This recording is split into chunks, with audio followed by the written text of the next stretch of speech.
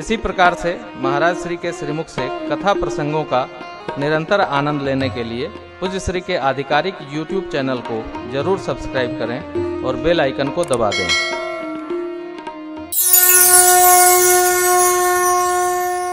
अनेक व्यवहार विधि प्रपंच गुण अवगुण साना,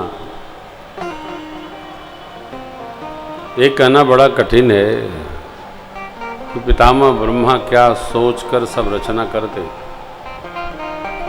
तो प्रभु जानते हैं। उनकी अपनी व्यवहारिक रचना बड़ी अद्भुत है, अलौकिक है।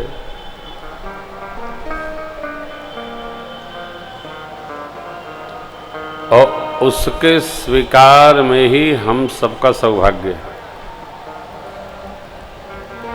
बहुत दबाव लेकर कुछ कर भी नहीं सकते, कर ही क्या लेंगे, हो ही क्या पाएगा। आज के कथा प्रसंग में हम दर्शन करेंगे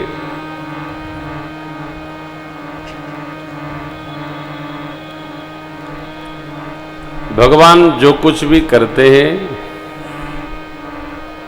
वो थोड़ा देर से करते हैं। शीघ्रता भगवान के स्वभाव में नहीं है, क्योंकि वो प्रकृति को बोलते हैं, प्रकृति समझती है, फिर अवसर ढूंढती है, फिर उसका प्रतिपादन होता है। भक्त को भी कभी किसी कार्य में शीघ्रता, शीघ्रात शीघ्र, यथाशीघ्र, ये सब चिंतन नहीं करना चाहिए। धीरे धीरे रे मना, धीरे धीरे सब कुछ धीरे धीरे हो।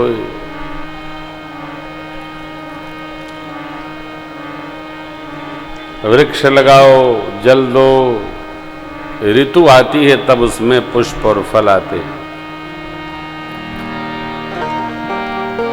जिस प्रकार प्रकृति व्यवहार करती है उस प्रकार मनुष्य को भी प्रवृत्ति में बहुत शीघ्र जल्दी हो जाए। अरे इसको तो हो ही जाना चाहिए, न जाने क्यों नहीं हो रहा है। नहीं, माथा गर्म न रखो, जब होना होगा तब ही होगा, अवसर आएगा तभी होगा। कितना लग गया समय, कितने युग।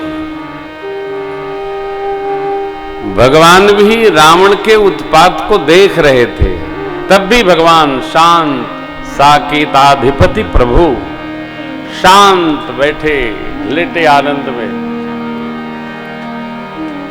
शीघ्रता का कभी चिंतन नहीं करना चाहिए।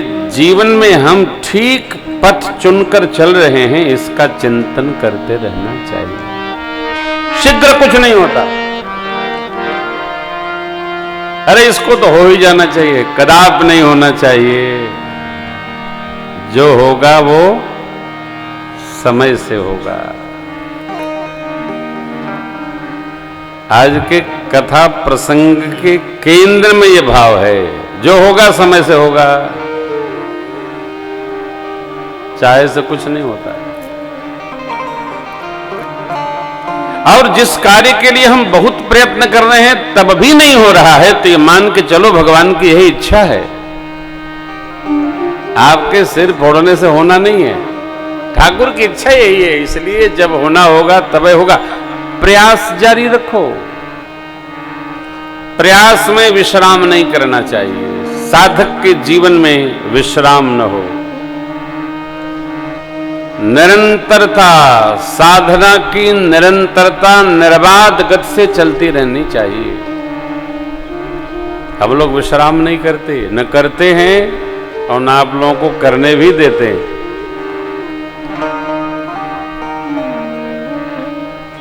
हमारे पूज्य महाराज जी तो यात्रा में ही रहते, विश्राम नहीं।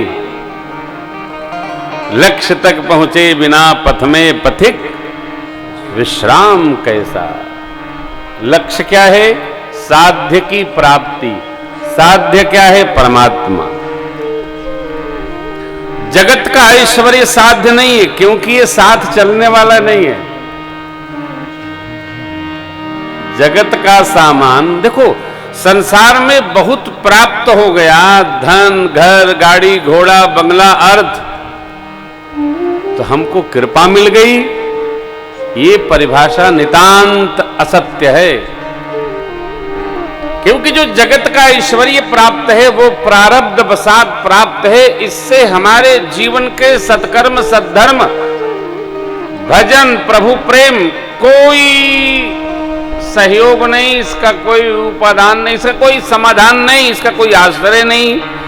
हमारी चित्त की भूमिका, हमारा मन, हमारा हृदय, हमारा स्नेह, हमारी ममता परमात्मा में कितनी बढ़ी, यही मानव जीवन की उपलब्धि है। संसार की प्राप्ति कोई उपलब्धि नहीं है। संसार तो आया राम गया राम। कल को जो अरबपति थे आज वो लाखपति हैं, जो लाखपति से वो खाकपति हैं, जो खाकपति से अरबपति हो गए। संसार का सामान बढ़े तो संसार के लोग प्रसन्न होंगे, कोई बात नहीं। वो प्रसन्न होगा जिससे आपका स्वार्थ नहीं, जिसका आपसे स्वार्थ सिद्ध होगा वो बड़ा प्रसन्न होगा। संसार में मन रम रहा है तो हम कृपानुभूति करें, ये परिभाषा गलत है।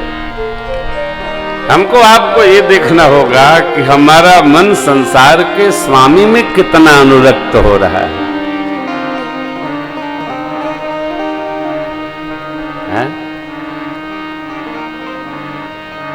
एक पद की दो पंक्तियां सुनिए।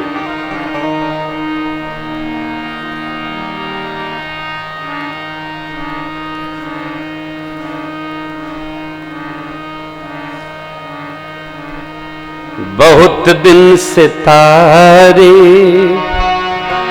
सुनकर तुम्हारी शरण आ गया शाम, सुंदर तुम्हारे बहुत दिन से तारे सुनकर तुम्हारी शरण आ गया सुंदर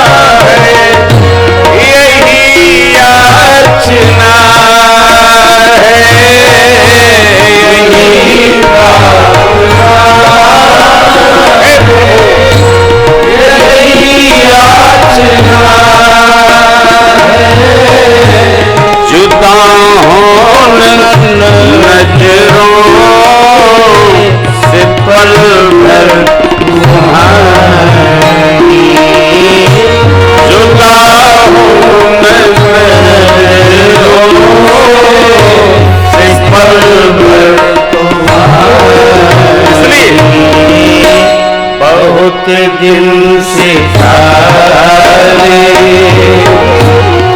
सुनकर तुम्हारे, बहुत दिन से सारे सुनकर तुम्हारे,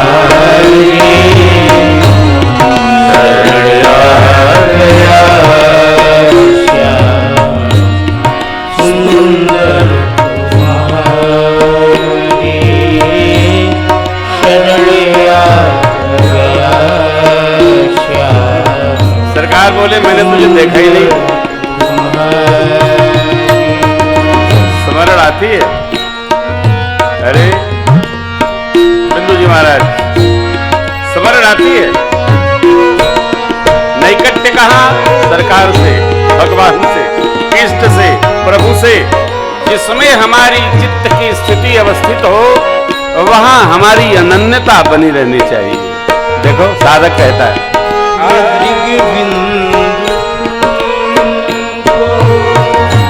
खबर दे रहे हैं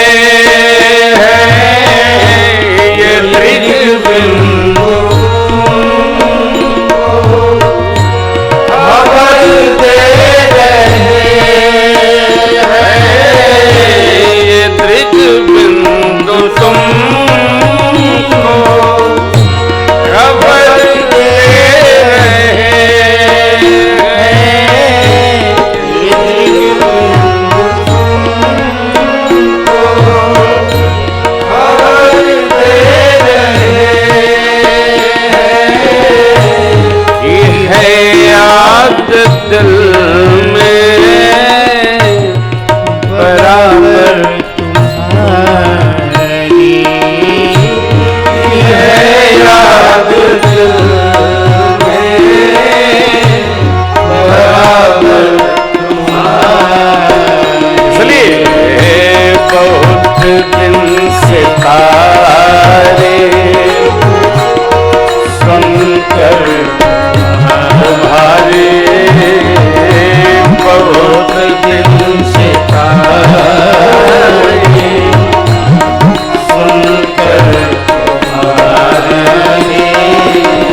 शरण आ गया सुंदर तुम्हारे,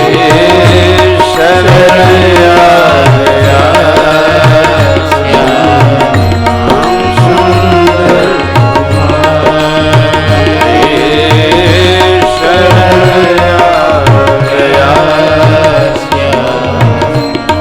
सुंदर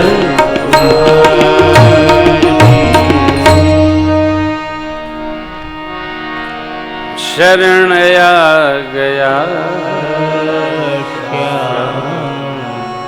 सुंदर तुम्हारी। क्रियात्मक सेवा से भी मानसिक सेवा अति महत्वपूर्ण है। मानस पूजा को सबसे श्रेष्ठ माना गया है, सबसे श्रेष्ठ जानना चाहिए। जब मानस पूजा में हम अवस्थित होते हैं तो हम भगवान के साथ ऐक्यता बना लेते हैं।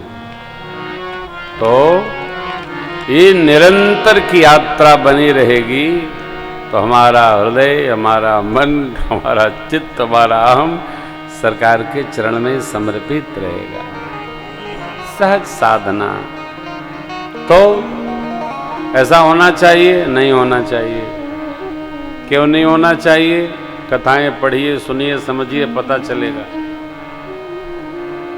जो सोचे वो नहीं, विलंब हो हर इच्छा मानकर सहजावस्था में। हाँ, उनकी इच्छा है, जैसी इच्छा, लेकिन चित्त और मन भगवान की ओर ले चलना है।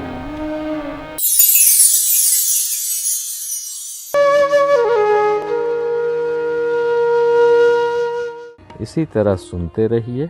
चैनल को सब्सक्राइब करिए, बेल आइकन को दबा दीजिए और पुण्य अर्जन के लिए अपनों में शेयर करिए।